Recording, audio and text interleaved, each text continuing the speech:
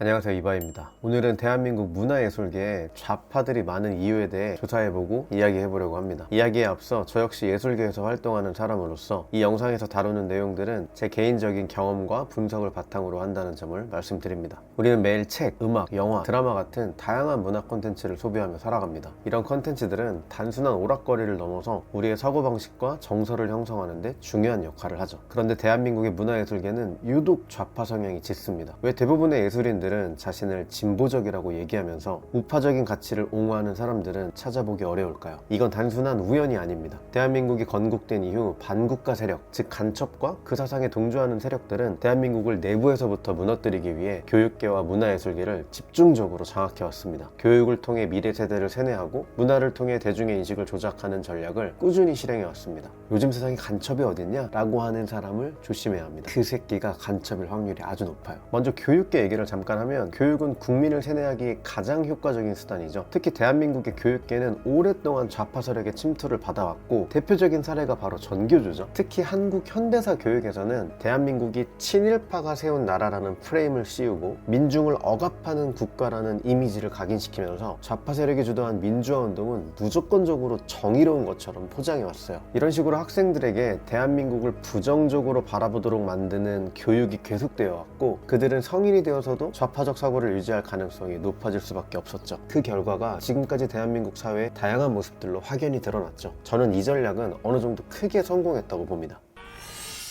자, 그럼 이들이 문화예술계로 침투한 이유는 무엇일까요? 교육을 통해 세뇌된 미래 세대가 사회로 나오면 그들이 가장 큰 영향을 받는 것은 바로 문화예술입니다. 미디어 매체는 사람들의 감성을 움직이기에 아주 효과적인 도구이기 때문이죠. 대중이 무의식적으로 받아들이는 메시지들이 결국 사회적 분위기를 만들어가기 때문입니다. 그래서 좌파 세력은 문화예술계로 침투했고 이 업계를 성공적으로 장악했습니다. 이들은 어떻게 좌파 성향이 강한 문화예술계를 만들었을까? 이 질문에 저는 두 가지 답을 찾을 수 있었습니다. 첫째, 좌파적 성향을 가질 수밖에 없는 구조. 이건 단순한 개인의 정치 성향 문제가 아니라 업계의 구조적인 특징 때문인데요. 문화예술계에서 성공하려면 개인의 실력만으로는 부족합니다. 정말 특출난 천재가 아닌 이상 누구나 인맥과 지원이 필요하죠. 이건 천재들도 비슷합니다. 이 업계는 본질적으로 내부 네트워크에 의존하는 구조이기 때문에 누가 업계를 장악하고 있느냐에 따라서 정치적 성향도 자연스럽게 영향을 받을 수밖에 없습니다. 한국 문화예술계는 오래전부터 반국가 세력의 전략적 침투가 있었고 그 결과 업계를 이끄는 선배 예술인들 대부분이 좌파 성향을 가지고 있었어요. 자연스럽게 후배들도 살아남기 위해 좌파적인 태도를 취할 수밖에 없는 구조가 만들어진 거죠. 이런 분위기에서 우파적 가치를 드러내거나 보수적인 입장을 표명하는 건 큰 리스크를 감수해야 합니다. 좌파 성향이 강한 업계에서 보수적 발언을 한다는 건 사실상 퇴출을 각오해야 되는 일이었던 거죠. 둘째, 그렇기에 우파적 가치를 숨길 수밖에 없는 환경. 좌파는 자신들을 민주적, 평등한, 약자의 편으로 포장하는 반면 우파는 기득권, 독재적, 이기적이라는 부정적인 프레임을 씌워왔죠. 이런 프레임 속에서 우파적 가치를 주장하는 예술인들은 자연스럽게 배척당할 수밖에 없었겠죠. 업계에서도 대중들에게도요. 그래서 실제로 보수적인 가치관을 가진 연예인들도 업계에서 살아남기 위해 자신의 정치 성향을 숨기는 경우가 많습니다. 그렇기 때문에 겉으로 보기엔 문화예술계는 온통 좌파들 뿐이다 라는 인상을 받을 수밖에 없는 거죠. 대표적으로 이번 계엄 사태에 수많은 연예인들이 정치적 성향을 드러내며 탄핵 촉구 집회에 동참하거나 선결제 릴레이 같은 퍼포먼스를 벌였죠. 왜 이런 행동들이 반복될까요? 좌파적인 발언은 안전했기 때문이에요. 선배들도 해왔고 사회도 그걸 깨어있는 행동으로 받아들였기 때문에 해도 된다고 학습되어 온 거죠. 근데 이번에 처음으로 국민적인 여론이 뒤집힌 거예요. 이런 시국을 틈타서 선량하고 깨어있는 이미지를 얻어보자 가볍게 생각했던 연예인들에게 오히려 좌파 이미지가 씌워져 버린 거죠. 국민 여동생이 인민 여동생이 되어버렸죠. 이건 대한민국 문화예술계에 꽤나 큰 충격으로 기억될 사건이라고 생각합니다.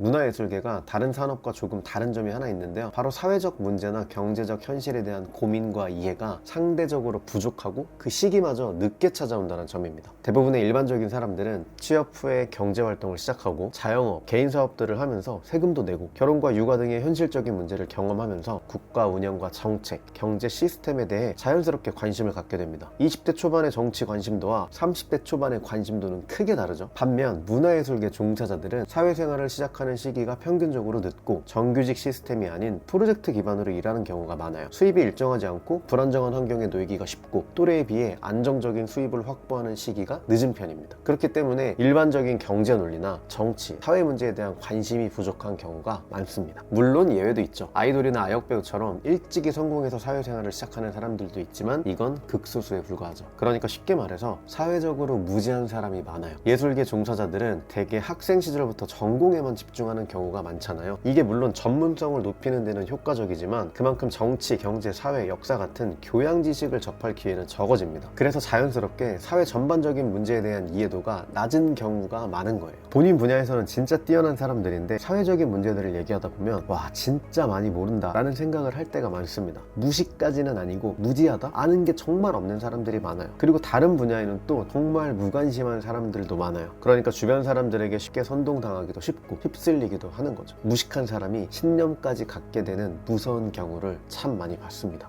물론 많이 배운 사람들도 있죠. 철학 전공한 영화 감독도 있고 한의대 갔다가 가수하는 사람도 있죠. 책도 많이 읽고 사회적 이슈에 깊은 관심을 가지는 이들도 분명 존재합니다. 제가 경험한 이런 부류의 좌파들은 지식 수준은 높지만 사회적 경험이 부족한 경우가 많았어요. 현실 감각이 좀 떨어지는 거죠. 이건 학벌이랑은 별개의 문제입니다. 예술적 가치에만 몰두하면서 고립된 환경에서 살아온 사람들은 세상을 보다 단편적이고 제한된 시각으로 바라보는 경향이 많았습니다. 여기에서 또 두 가지 부류로 나뉘게 되는데요. 성공한 좌파 아티스트 그리고 가난한 좌파 예술가가 있습니다. 일반적인 사람들이 겪는 취업난, 경제적 어려움 같은 현실적인 문제를 경험하지 않고도 성공과 부를 이룬 경우에는 자신이 특별한 존재라는 착각에 빠지기 쉽습니다. 보통 남들이 다 겪는 경험과 고통 없이 빠르게 성공한 사람들은 선민사상, 즉 자신이 대중과는 다른 특별한 계층에 속해 있다고 믿게 될 가능성이 높아지는 거죠. 이런 선민사상은 도덕적 우월감을 낳고 정치적 올바름, PC와 결합하면서 반대 의견을 강하게 배척하고 자신들의 가치관만을 강요하는 태도를 보이는 전형적인 좌파의 모습으로 나타나게 됩니다. 가난하고 실패한 예술가들은 어떨까요? 예술계는 본래 경쟁이 치열하고 성공 확률이 극히 낮은 분야잖아요. 모두가 꿈을 위해 노력하지만 성공하는 사람들은 극소수에 불과하죠. 그래서 많은 사람들이 나는 이렇게 노력하는데 왜 성공하지 못할까라는 좌절감을 느끼고 그 원인을 자신의 부족함이 아니라 사회 시스템 탓으로 돌리는 경향을 보입니다. 실패의 원인을 불공정한 자본주의 시스템, 기득권 구조의 사회 구조, 특정 권력층의 억압 때문이라고 믿고 이 과정에서 형성된 피해의식은 자연스럽게 좌파적 사고로 이어지게 되는 거죠. 개인의 실패를 사회 탓으로 돌리다 보면 그 원인을 해결하기 위한 방안으로 국가 개입, 강한 분배 정책, 반시장적 사고를 자연스럽게 지지하게 됩니다. 경제적 현실과 시장 논리를 제대로 이해하지 못한 상태에서 피해의식이 강한 사람들일수록 사회가 바뀌면 나도 성공할 수 있다고 착각을 하게 되고 이를 실현해줄 세력으로 좌파 정치 이념에 동조하게 되는 거죠. 되게 남들에 비해 능력도 없고 노력도 안 했으면서 남 탓, 세상 탓, 사회 탓만 하면서 개똥 철학만 읊어대는 꼰대 부류의 인간들이 이 바닥에 정말 많습니다.